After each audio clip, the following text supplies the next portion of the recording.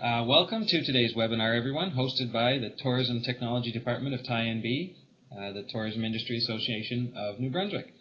Today we'll be talking about a hot topic, Instagram. We'll cover what Instagram is, how it can help your tourism business, what works and what doesn't, a little about hashtags, and more. Overall, we're going to be about 30 minutes, roughly 25 minutes for the webinar and another 5 for Q&A. This webinar is being recorded. Everyone here will receive an email within the next week letting them know when it's available online, and you'll also have access to the slideshow. So a little housekeeping. We will have a Q&A time after the webinar, but if you have any questions or comments throughout today's presentation, we have a couple ways of doing this. To type a comment or question, click the chat bubble icon in the lower center part of your screen. You also have the option of simply talking to us. To do that, click the indicated microphone icon in the lower left of your screen to request to speak. The mic will turn red like this with a raised hand logo. Give me a minute to see it and unmute you, and then you can ask your question.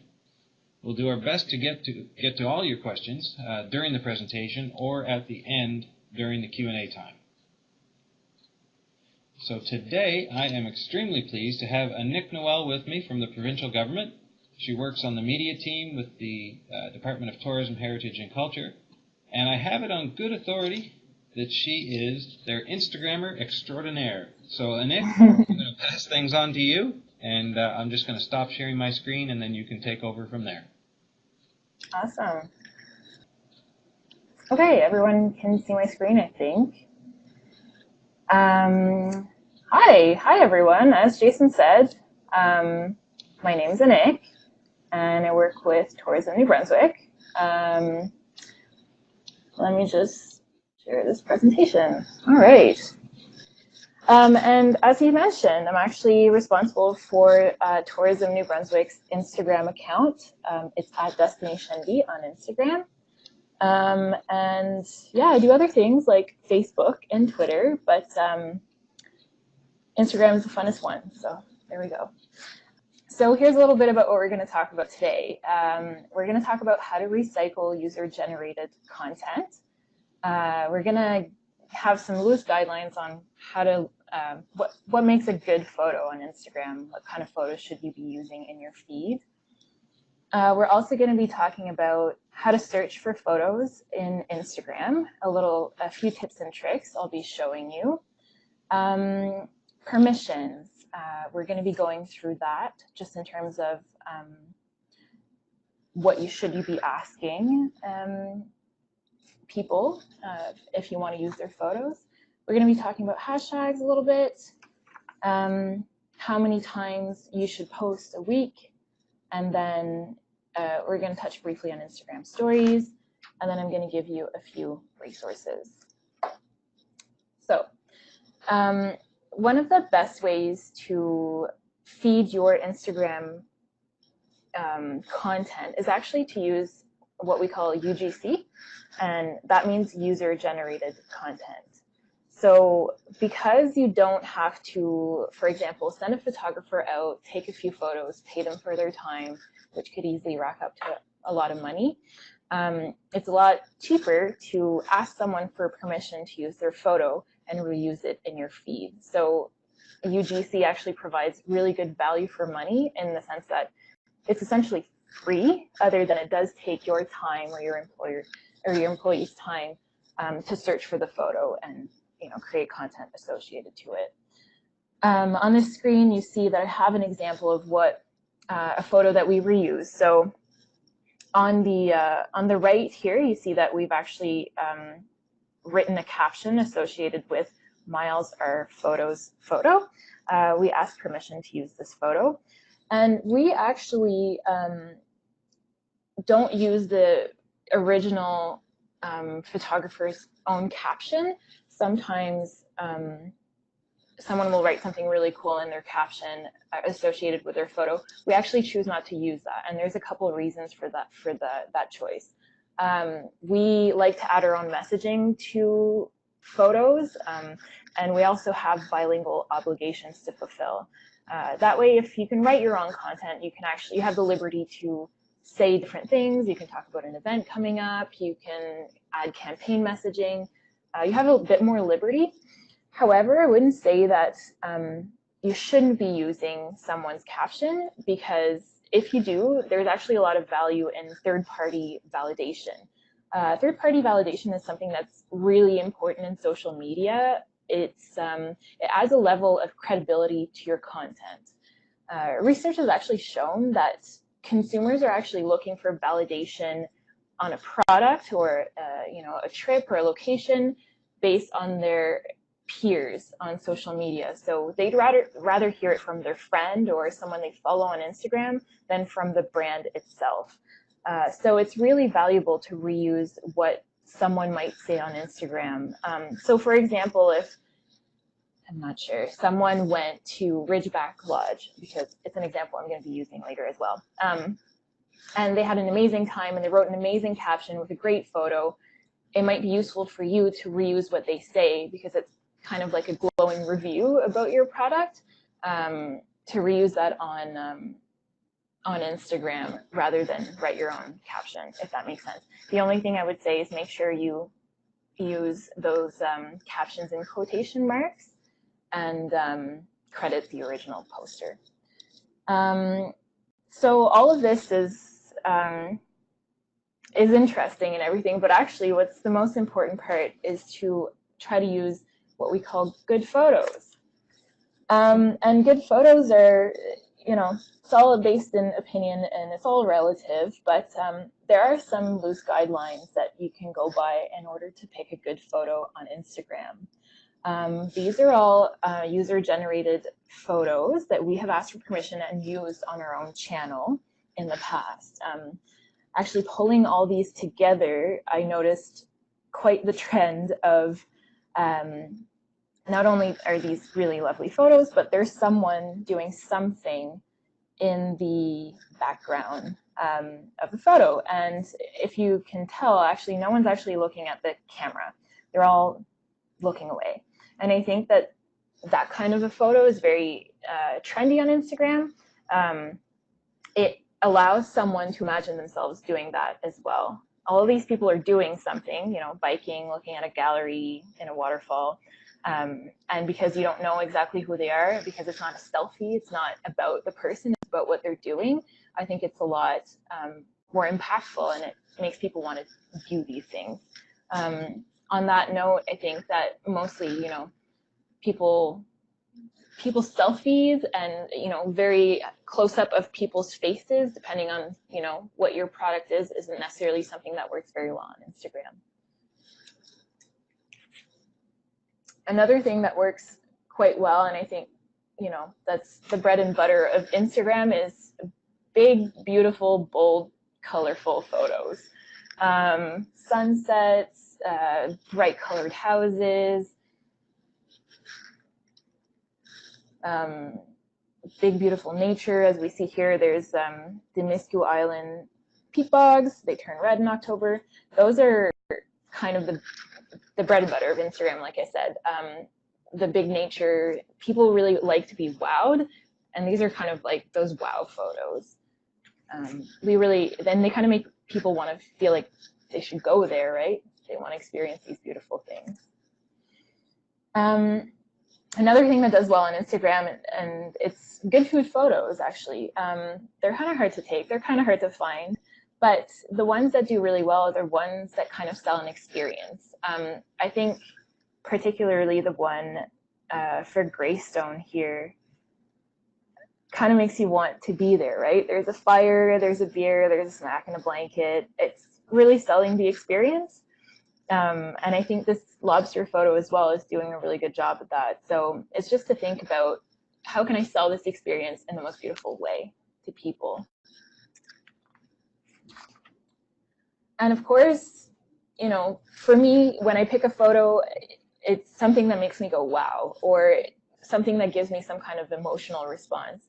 So usually when I have that kind of emotional response or that wow moment, I ask for permission to use it. sometimes those rules don't necessarily apply, and you have to remember that what you love may not please everyone, and you know, what people love you may not like. It's just about trying different things in your feed and seeing if people are loving it or, you know, not liking it so much, and you can compare that with the amount of likes that you get on each photo.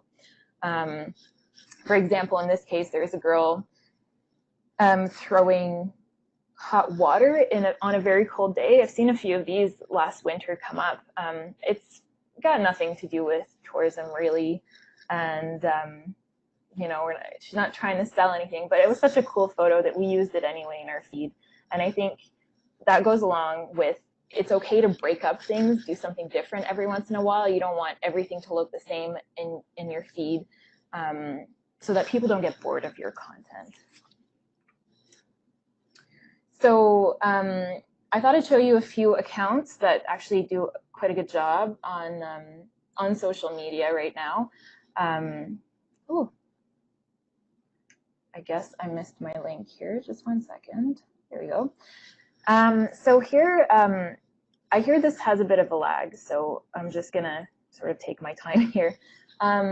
This is the account for Ridgeback Lodge. I mentioned I had it as an example.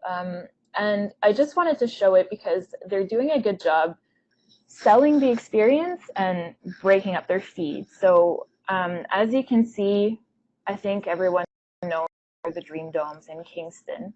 And you can see that they're not just posting photos of their domes, which is their product, but they're actually posting photos of dogs and people in hot tubs.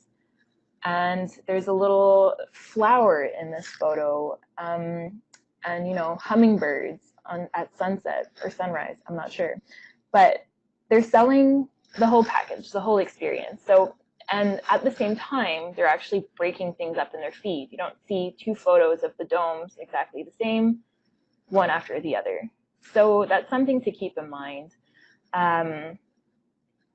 Yes, and I feel as well that Tourism Chala there's lots of accounts that do a good job. These are just a few of the ones that I happened to notice recently. Chala is doing the same thing where, you know, there's a photo of biking, a beach photo, and then a photo on a trail, very colorful. None of the colors are the same. They're doing a really good job at, again, breaking up the feed, not having similar photos one after the other. So that's something to keep in mind. Acadie Surf as well is a newer account in the Peninsula Acadienne, and they're doing a good job of doing that as well. They're posting a lot more videos. Videos are very valuable to your feed. And they're doing a bit of networking as well, which is a bit different. So something to keep in mind is actually what we do a lot is we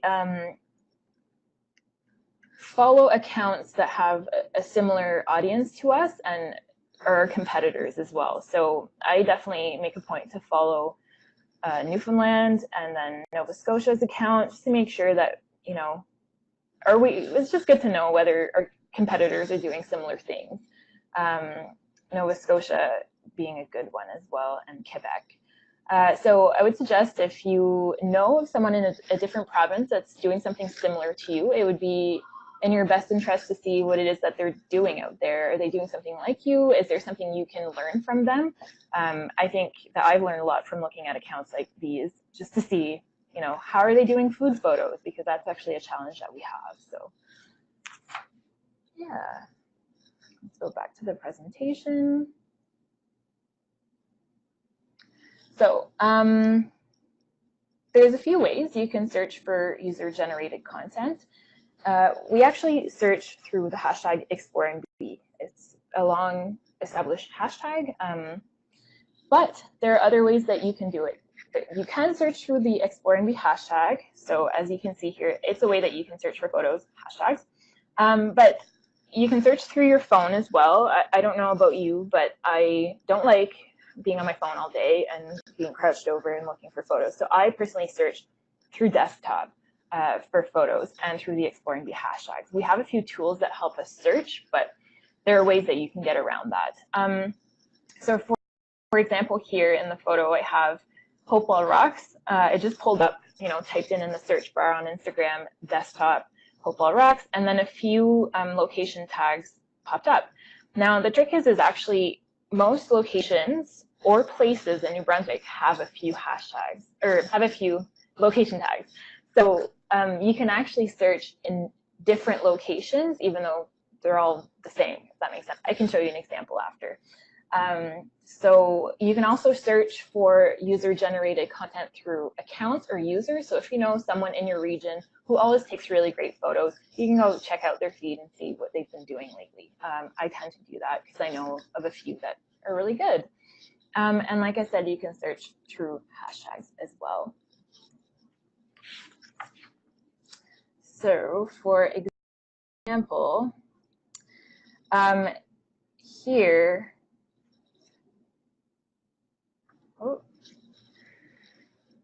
here's a photo we actually used recently in our feed.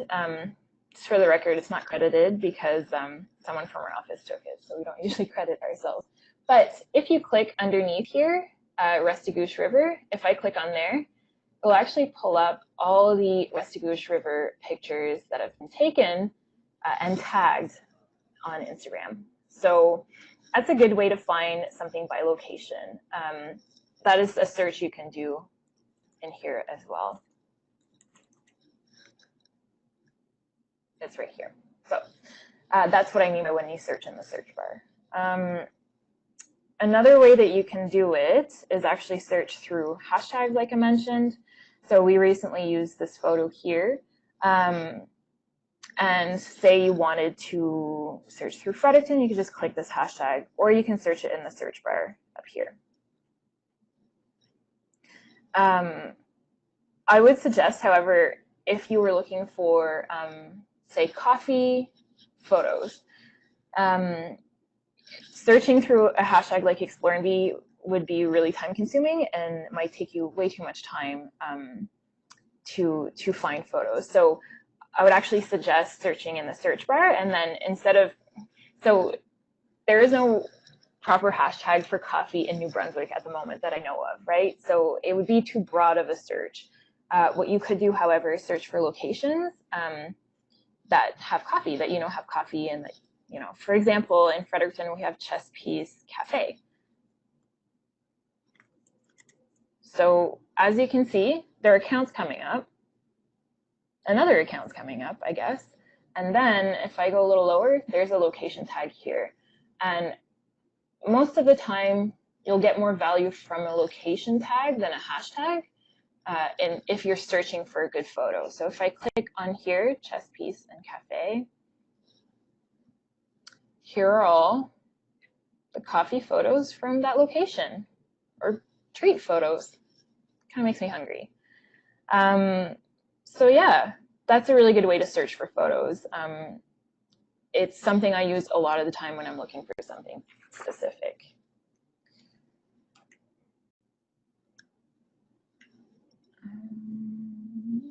All right. So one of the things that's very important about using other people's photos is permissions. It's bad practice to not ask for someone's permission to use their photo. It's really bad practice to not use, to not credit a photographer. And honestly, if you do it, people will call you out on it on social media, and it doesn't look good for you. It's happened to us where we have accidentally forgotten to credit someone and we got called out on it immediately. Just, you know, don't do that. So for example here, we have used this person's photo on our social media channel on Instagram. The user's name is WBP. He has great photos, by the way. A little plug for him, I guess. So the photo is here in his feed. And you can see here, here's what we asked. Great shot. With your permission, we'd like to consider sharing this with fans across our digital channels. Full credit to you, of course. And the important part is that he said absolutely. So we were able to share his photos. And we actually always reply back and say thank you. We don't want people to think that, you know, all we wanted was their photo and then we're done with you. Try to be polite about it. So something to note here is that we asked specifically that we would like to consider sharing, just because I guess you don't want to feel obligated to use someone's photo. Like, we do ask a lot of permission, so sometimes some things don't make it out. And that's okay. As long as you word it that way, I think people won't necessarily be upset if you don't use their photo, but that's up to you. If you think you're going to use every single photo that you ask permission for, you don't have to say it that way. We also say, consider sharing this with fans across our digital channels. And that's because we like to share these photos on Facebook and on Twitter as well. So the fact that we say digital channels kind of broadens things. If you don't think you're going to use any of these photos on other channels, it's fine to say, can we reshare this on Instagram? And then obviously, you know, make sure you say that you give them credit, because most people would not appreciate if you didn't give them credit. I actually have a way to track permissions that's quite outdated, but it's how I do it, and you can choose to do it the way you like. But I actually have a Word document, and I track permissions with their username and then a link to their photo, just because I may forget that I asked permission on a Friday, and then I come back on Monday and, you know, it's buried in my feed and I don't know who it was, etc. So I just have this template. I put the username, the date I asked, a link, and then whether they said yes, and then I have record of it somewhere. It's also good if, you know, later on, you know, you don't know where you ask permission, and it just, you know, it's good to track it just for legal reasons as well. Yeah, and I think that as well, it's important to not spam people with too many asks. You don't want to be that person that, you know, they're like, oh my God, they're asking me again for permission for something. I think, you know, maybe 3 times every few months is plenty per user. You also don't want to feature all of one person's photos. So yeah, just try not to ask too often for permissions. So we touched briefly on how you can search with hashtags, but it's also really important to use them in your feed. I have a few here on the left, hashtags that are specifically popular in New Brunswick. They're obviously not all there. This was just a quick overview of the ones that are being used by people right now in New Brunswick. So like there are different accounts that use like Noise NB, Discover NB, Gridless Life is a popular one right now for some reason. So yeah, they are specifically used by New Brunswickers.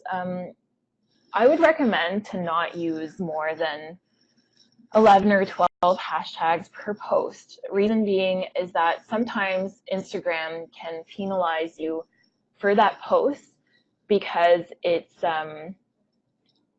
they think it's a bot or spam. So it might force your post down the feed so that someone's less likely to see it. So it's just like a little trick or like a best practice guideline is to not use too many of them. And actually, there are resources out there that can help you figure out what kind of hashtags you can be using for your types of posts. You can do a quick Google search and it'll come up with a ton of results, but I found this one called Tag Blender is pretty good.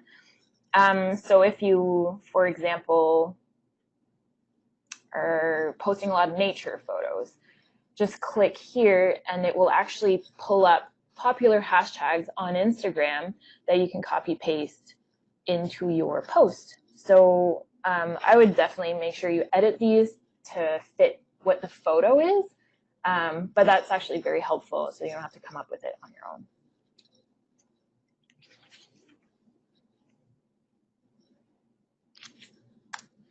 So a lot of people often ask, how many times should you post on Instagram? It really depends on how many resources you can put into this. We used to post 7 times a week, and we don't anymore due to lack of resources, and that's completely fine. No one needs to post every day. We now post 5 times a week, and I think that in order for people to be interested in your content, it would be good to post once a week at least. That definitely depends on whether you're more of a summer business, and that's fine. But even if it's your off season, once a week is a pretty good standard for it. More is better, but once a week is a pretty good guideline. So we don't have enough time to really get into Instagram stories. if there's interest, I'm happy to do a little talk about that as well. It's a really good tool. Instagram stories is a really, really, really big deal on Instagram right now. And it does take a lot more time and can take more effort, but it's kind of a beast of its own. It's kind of its own little channel in itself. And I just thought I'd show you an example of a really easy way to put out a story that doesn't require much resourcing and time. Recently we put out an Instagram story about people who've been leaf peeping. These are just a few slides that we posted, but we actually just reshared good photos in our story feed, and it did really well. And I think it took me half an hour to do this. So if you know how to do Instagram stories, it's super valuable, especially if you have an event and you want sort of to have live coverage of it on your channel. It's quite simple if that's kind of your approach to it. But as soon as you post a story, you're kind of favoritized like in the algorithm. And then I think most of the time when we post an Instagram story, we see more engagement in our photos, in our feed. So it does actually affect how your posts are shown in the feed. So if you have time, if you have the resources, it's definitely something to give a go. And like I said, if you have any questions about it, I'm happy to answer them. So I just have a few resources here to give you guys. Later is my favorite one anyway, is if you sign up to their newsletter, they actually send you updates about Instagram. So whenever there's a new thing on Instagram, they'll usually do a little article and tell you, how can you do this? They have a really good guide on Instagram stories as well. Actually, they have like a video series. So definitely go check later. It's a scheduling tool. So I think it's free up to a certain amount of posts. So that's actually super helpful. And Social Media Examiner is kind of the same thing as later, a little less user-friendly, but interesting nevertheless. And then we have Instagram itself. I really suggest you follow Instagram on Instagram because they put out really fun stories and really good posts, and they're very innovative in what they do. So I find it a really good inspiration. And yeah, that's actually it, guys. So if anyone has any questions, I think Jason will let you talk. Yeah, that was great. Thanks so much, Nick. Really great information there. If anybody has any questions, feel free to type them into the chat box or click the microphone icon and I'll see your hand raised and I'll unmute you. And while they're thinking of that, actually, Nick, I have a question for you. Yeah. I noticed you guys are posting a lot of other people's pictures. Is Yes. it better to share other people's work or take your own pictures? Of course, if you share, it's with permission, but so which is better? And if both, then is there like a preferred ratio? So many of other people's and so many of your own? Yeah, I would say definitely better to post other people's photos just because it's more in line to what social media is kind of going for these days as well. So I think that it's also, like I was mentioning earlier, kind of part of the third-party validation thing. If someone else went and took a great photo, that kind of means that they had a good time and they had something good to say about it.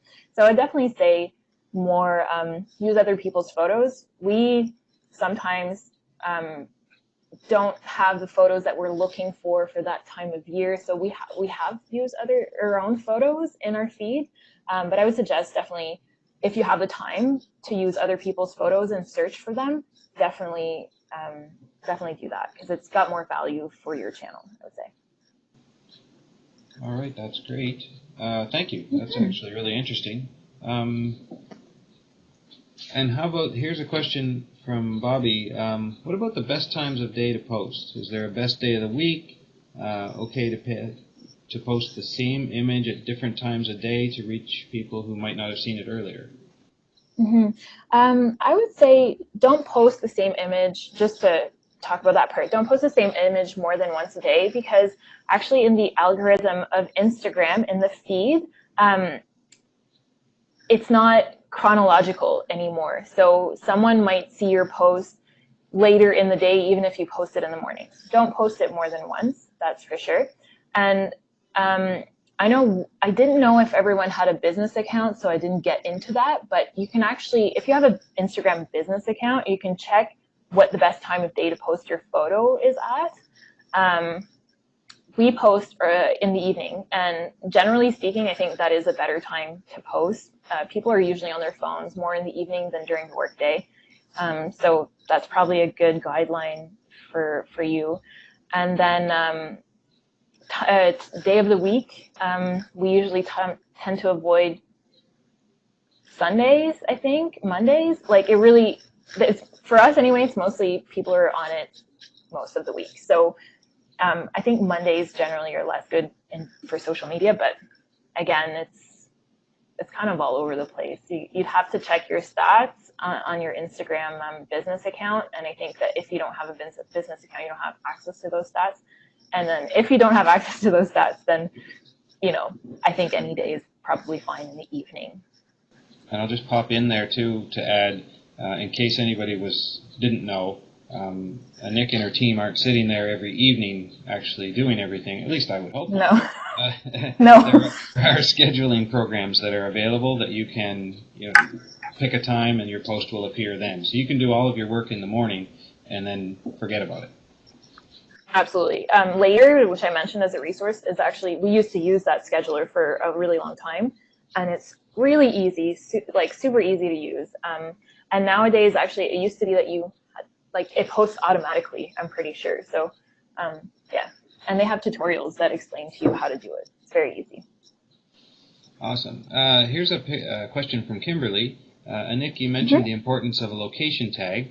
How am I adding this? And also, if we wanted to hire somebody to curate the Instagram feed, what type of remuneration would be paid? Oh, so I'm not sure I understand. If you're looking for adding a location tag in your photo? Kimberly, yeah. I'm going to unmute you, and you can ask your question now. Hi, Nick. Great presentation. You had mentioned earlier one of the more important things were the location tags. So how is that added, or where would I find it, or is that automatically done when I'm posting because I have my location? Oh, gotcha. Yeah. So when you post, it's actually a little option. Like I didn't have any. I wish I could show you on my phone because it would be a lot easier. But let me pull up something. So when you actually post something, there is a little place where you can actually add the location of your photo. It is important to use them. Actually, it's not something I mentioned. Like we talked about hashtags, but absolutely use location tags. Always put the location of where your photo was taken, not necessarily where you're posting it from, but where the photo was taken, because people actually search through them. So that's a good way to get more likes on your photo. And then I think you mentioned as well for the how much would you pay someone to curate your Instagram feed? It depends on how much time they need to spend on it, actually. I think it really depends on how many hours. Like if your channel is really hard to curate, it's really hard to find photos, it's going to be more time consuming. I don't know. I think you can hire someone on contract part-time to do something like that, maybe. I know some people do that on the side. So yeah, that might be a good option. I would think probably skill level and knowledge of the person you're hiring too makes a big difference. If they know what they're looking for.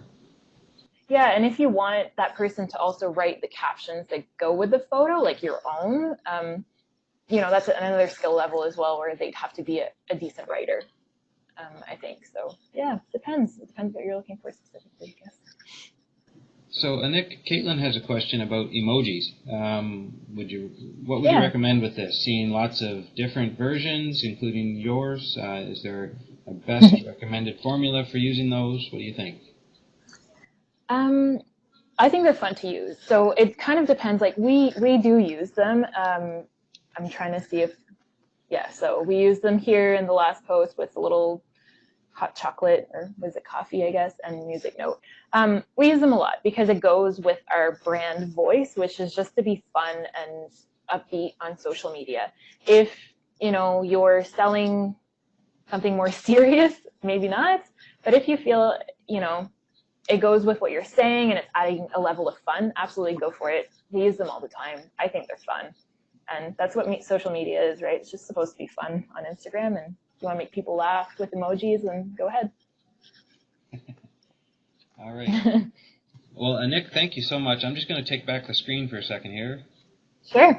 If I can remember how to do that. My icons are gone. Oh, no. So many technical problems today. Okay. Well, you know what? That's okay. Nick, thank you so much. Really appreciate your time on this webinar today.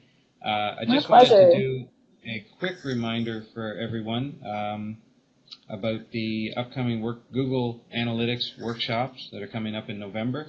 We're going to be right across the province from north to south, east to west, and I sincerely hope you're able to make it. This was the topic that the industry said they wanted to know about. This was the number one choice, and we're going to be presenting in French and English, so get out there and register. tourismtech.tianb.com is the website. You can also find that on our website at tianb.com, TIANB.com. And other than that, I think that is it. Thank you so much. And if you do have further questions and you'd like to follow up on this, I'm available to the tourism industry at any time. You can phone me. I did have a nice slide for this, but I can't put it up. Oh, I think I need to stop. I need to stop sharing, and then maybe you're good, right? I think maybe you can do it now, right? Look at that. Look, if you do have further questions, folks, give me a call or an email at the. It's indicated on the screen there, and there's the website. You can register for the workshops, and if there's any particular questions on Instagram, I could always forward those to Nick. I'm sure she would be happy to answer. So, I would be.